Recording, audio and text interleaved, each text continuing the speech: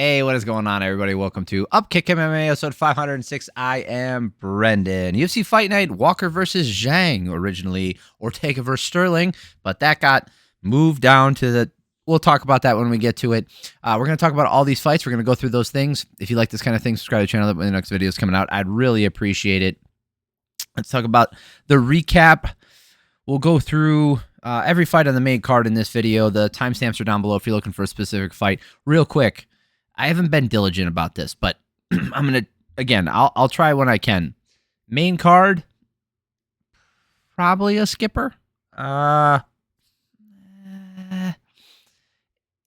weren't horrible fights, but, you know, the last three were just, I mean, the main event wasn't too bad, but I'm telling you, man, it's probably not worth your time. I'd skip it.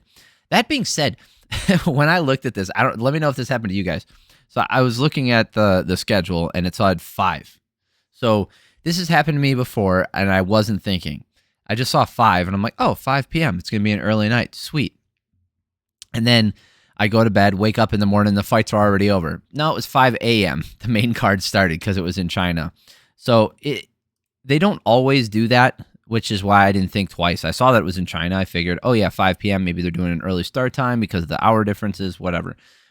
That is not what happened, but good news is all the fights were over when I was up, so I was able to watch them at my leisure. All right, in the main event, we had Johnny Walker taking on Zhang Mingyang. Yeah, man, it's hard to watch Johnny Walker, knowing what he was supposed to be, what we've seen from him, and what we think he could be. I'll explain. So based off of what we saw from him when he initially entered the UFC, right?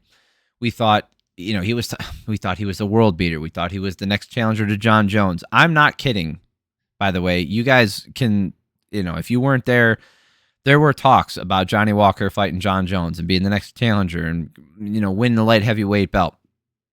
That got shut down. Man, who was that first bad one? Oh, Corey Anderson, when he got knocked out, right? So he comes in, beats Khalil Roundtree, right? Great finish. Justin Leder, great finish. Misha Serkinov, great finish. And then he gets finished by Corey Anderson. You're like, okay, maybe he just got caught.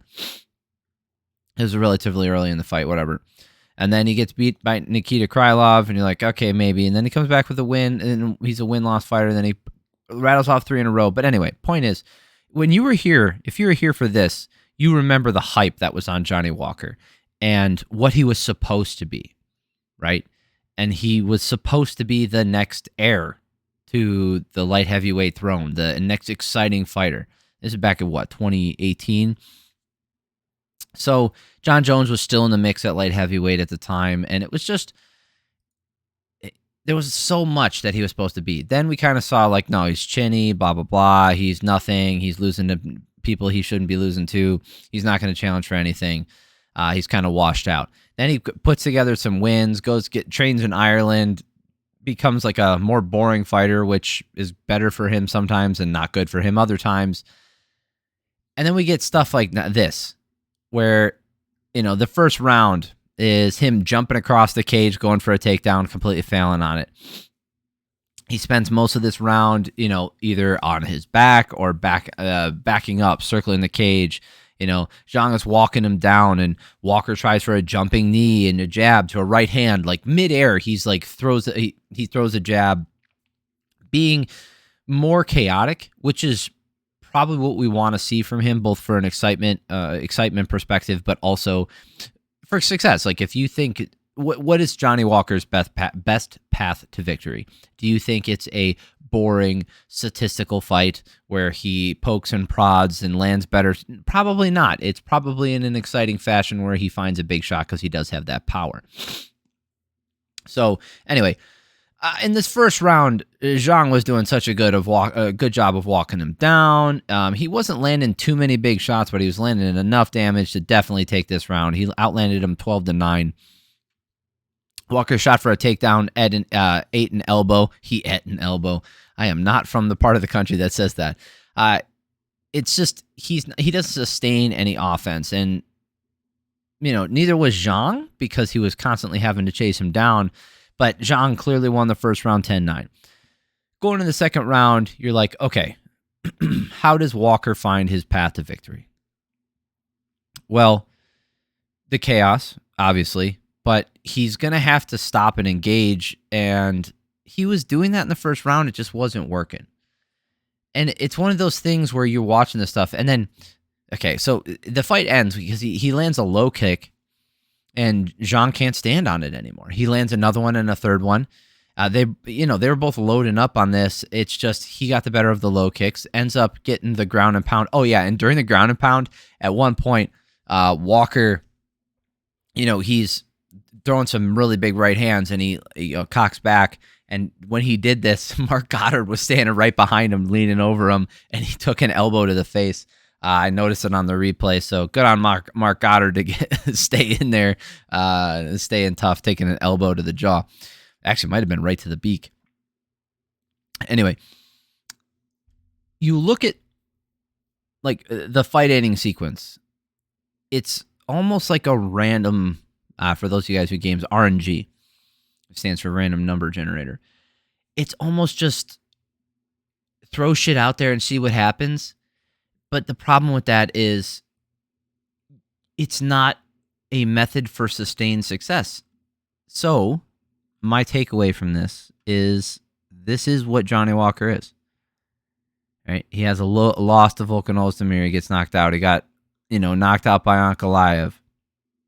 He had that really bad no contest, that stupid one to Ankalaev. He's got wins over Anthony Smith and Paul Craig and Kutsalaba. Right? It's just, he just needs to put enough wins together through this random sampling of attacks and get a title shot. That's his path to the title. It's not sustained success, calm your stuff down, become a different fighter from who you were. It's just hopefully you roll the dice and you hope it comes up your number more often than not. That's what his strategy needs to be. As far as the rankings at light heavyweight, it's not wide open, but he has an argument if he can get a win in the top 10. Maybe, yeah, if he can get a win in the top 10 of putting himself in a title eliminator, possibly a title fight, if he does it in an exciting fashion. He might just need one more. And he called out Jan Blachowicz, so that's a top 5 fighter. He gets a win over him. He gets it in impressive fashion. He's right in the title picture. That's what I'm saying. Like, it's just random number generator, get the win, and hope things go your way as far as scheduling. Great win for him, though. All right, let's get to one of the boring fights on the main card. It wasn't unwatchable necessarily, but Brian Ortega taking on Aljamain Sterling. Like I said, not the most exciting here. A very smart game plan by Sterling. Brian Ortega could not make weight. It's nice to see that the UFC really bending over backwards to allow this fight to continue. I thought this was dumb.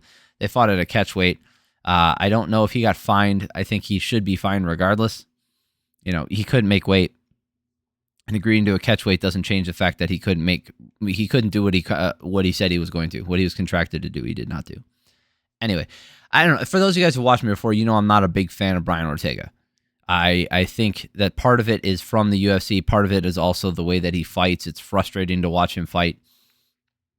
And, he's maintaining the nickname that I gave him, which was the most dangerous punching bag in the UFC. And I mean that exactly what I said. He is probably, if not the most dangerous punching bag in the UFC. He gets hit so much. Look at how many times he got to hit 124 times.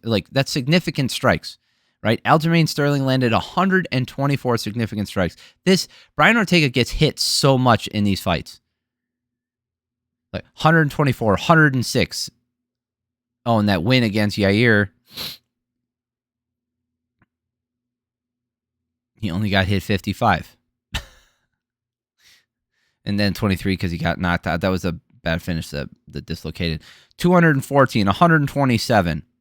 In a fight that he won, by the way. Oh, no, sorry. My bad. 62. 290. 109. Like, there's so many times he's been hit by over 100 times in these fights.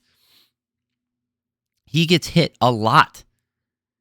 And he's dangerous. That's why he put together that string of wins. Now, were they all against the most, not necessarily game, but high-ranking opponents? No. Was he given title shots that he probably shouldn't have got?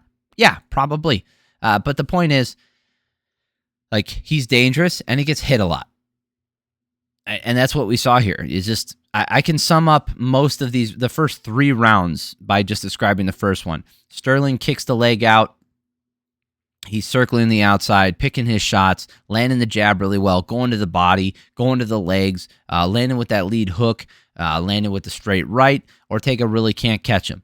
Now, Ortega found some more success as the rounds went on into the 3rd round, right? He only landed 2 strikes. Like, I scored at 10-9 for the first 3 rounds, all of them for Sterling, right? So I had Sterling up 30-27. It's kind of a dumb fight to watch, right? Striking numbers goes as follows: 27-2 in the first round. Ortega lands almost nothing, right? 13-9, closer, right? But clearly Sterling still winning. 3rd round, 35-21. Ortega still not able to do anything. 4th round. Now things start to change here.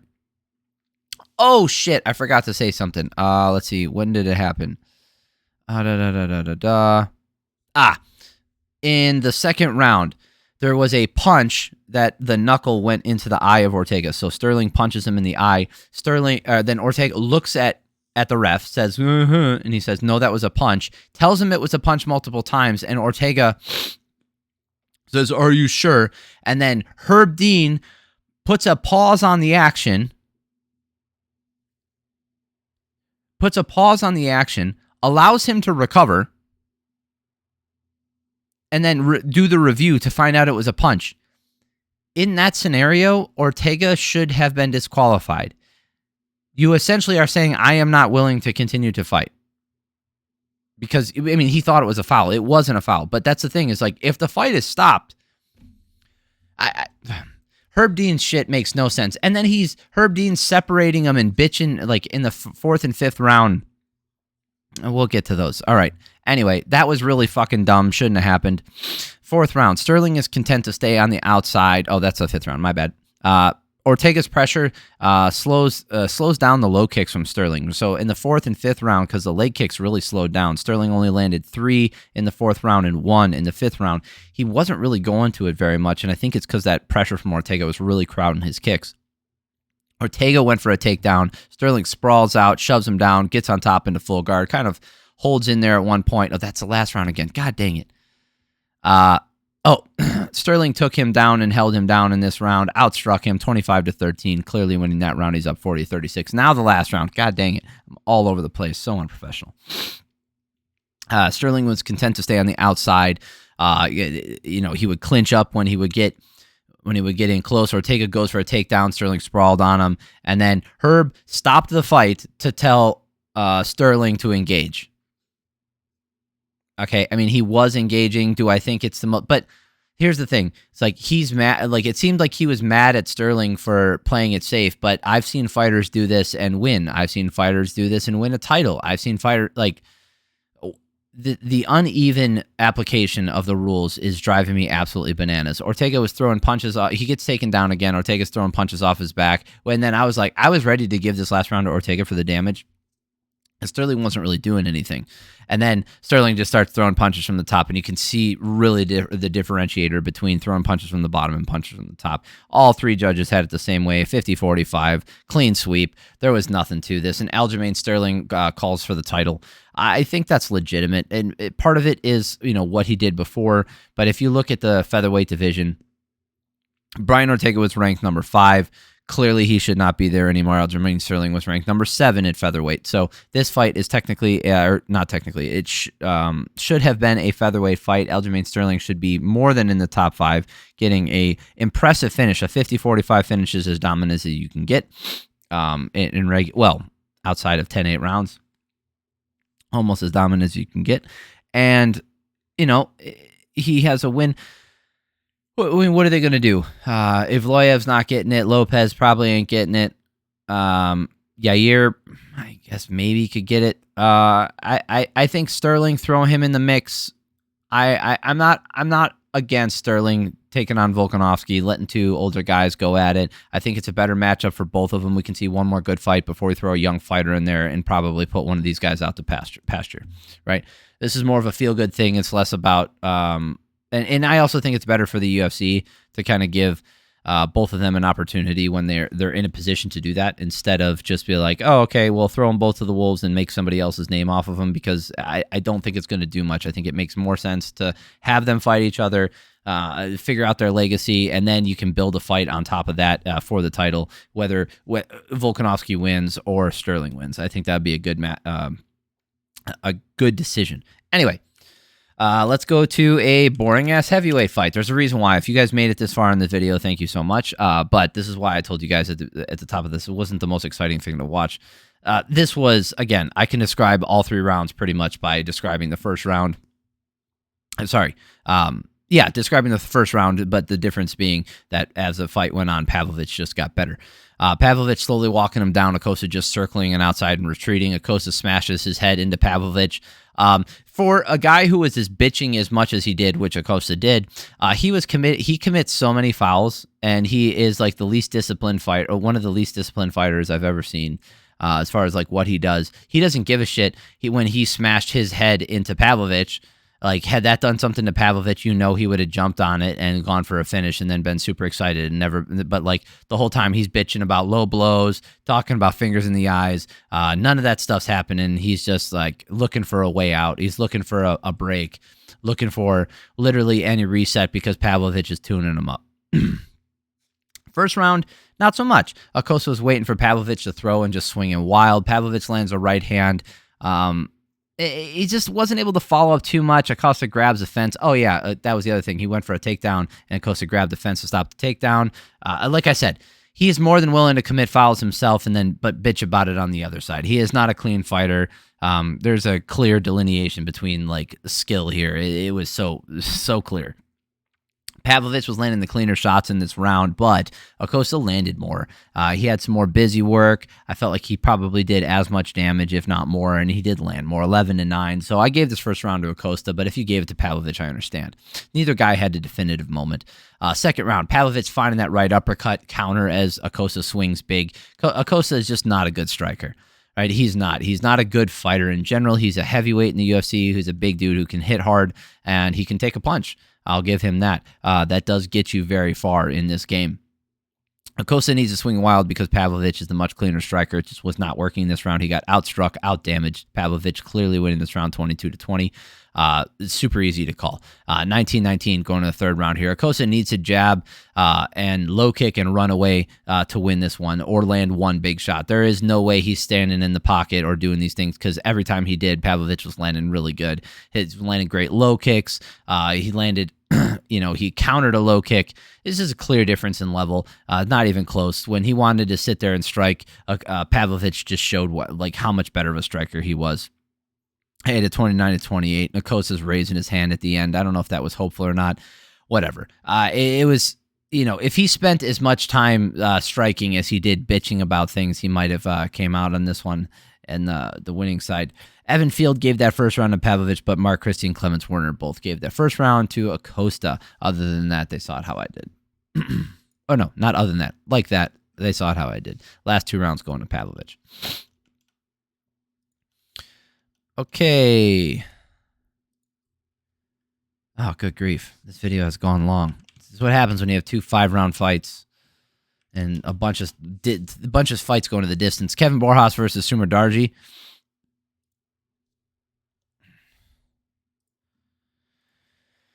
Okay, Sumudaerji going to the legs early as Borjas bounces around on the outside. Borjas is just waiting. I don't know if he's landed a single shot in the first 2 minutes. 2.5 minutes. First half of this first round. Like, he only landed 3 strikes in this entire round, 17 for Sumudaerji. Borjas just needed to literally do anything else in the second round. Like, he just could not do anything. Sumudaerji went for a knee tap and with the other hand poked him in the eye. He was already warned about the fingers in the eyes. Did not get a point deduction. for some reason, whatever. Sumudaerji, we can look at the striking numbers here. Just it didn't seem like Borjas would throw for like 15 seconds, either at the beginning of a round or the end of a round, and then do nothing else. I wouldn't be surprised if we found out that Borjas was sick or something. This did not look like him. It did not look like it was the same kind of aggression. He usually has like decent cardio. We've seen him fight much better than this. I don't think this was a good performance by him. I don't think anybody would agree with me or disagree with me there. But I think there's probably an explanation, because Sumudaerji just like pitched a shutout that just felt like one-way traffic, like nothing was going on. All three judges saw it the same way. Okay. Now we're going to talk, oh God, the video's been so long. Thank you guys for watching. I really appreciate this stuff. I'm going to bitch a little bit in this last one because this was absolutely unacceptable.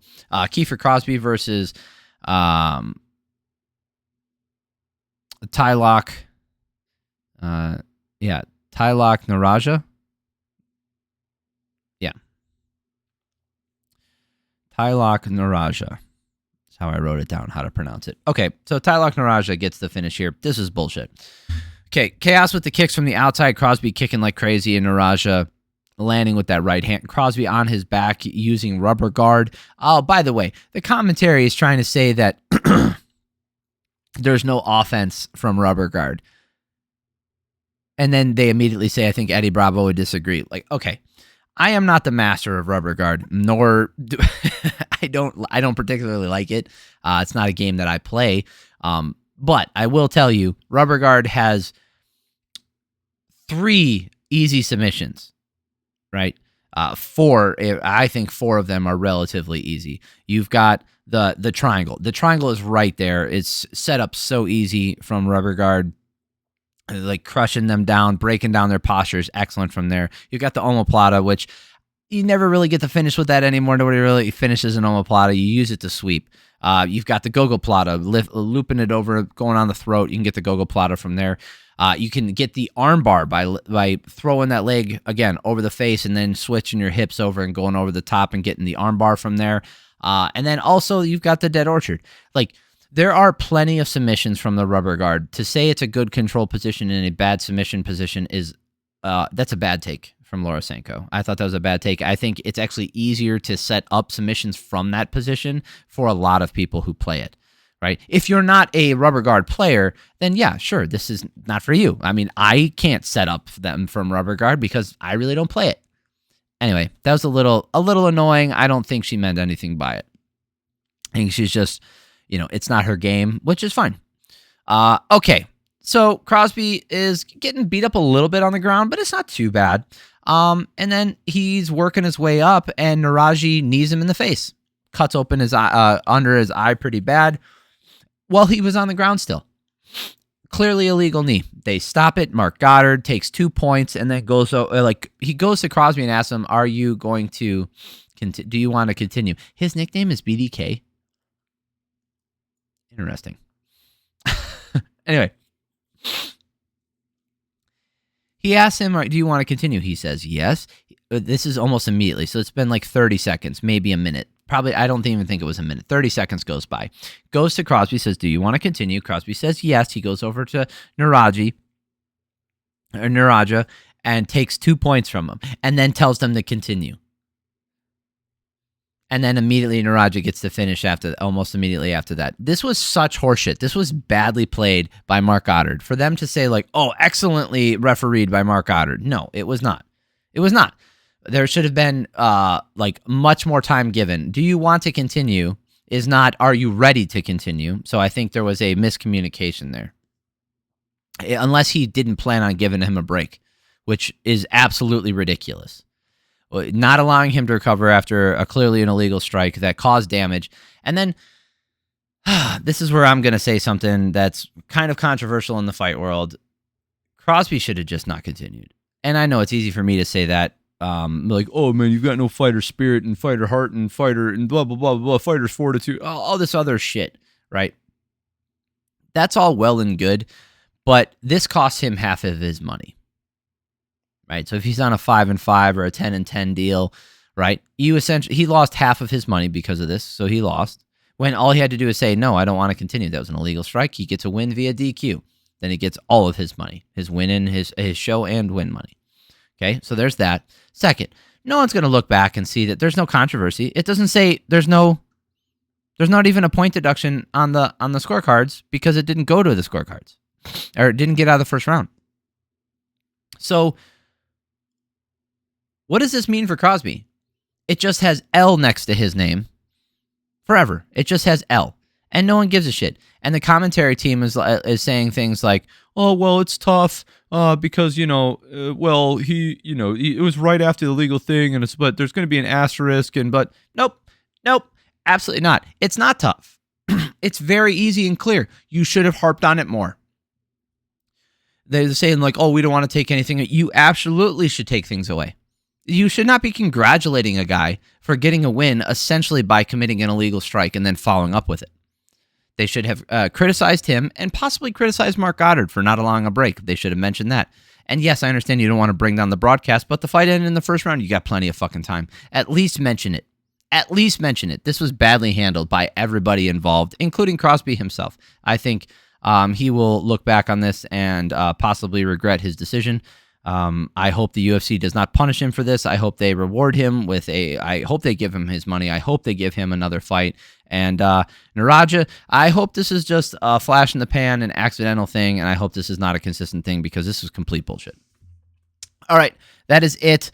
I know this one went long. Holy moly, 26 minutes. That's what happens when you have this many long fights. They all went the fucking distance. It was so boring for a lot of them. And again, I don't need blood and guts, but when you guys are standing the outside circling and nobody's landing strikes, that's boring. That is boring for everyone. Don't tell me like, oh, well, he's an excellent striker who is avoiding damage. Yeah, no shit. He could probably avoid damage by running a marathon away from the guy too, but no one's going to sit there and fucking watch it. Anyway, if you like this kind of thing, subscribe to the channel. The next video is coming out. I really appreciate it. Yeah, let me know what you guys thought. Did you guys watch these fights? It's not worth your time. If you didn't watch the prelims, go watch those. I'm going to do that video coming out in a couple minutes here. I'm going to be working on the video in a couple minutes here, and it'll come out. So go check out that video for the prelims. Go watch the prelims. Do yourself a favor. They were excellent. Love you guys. Have an amazing week. Peace.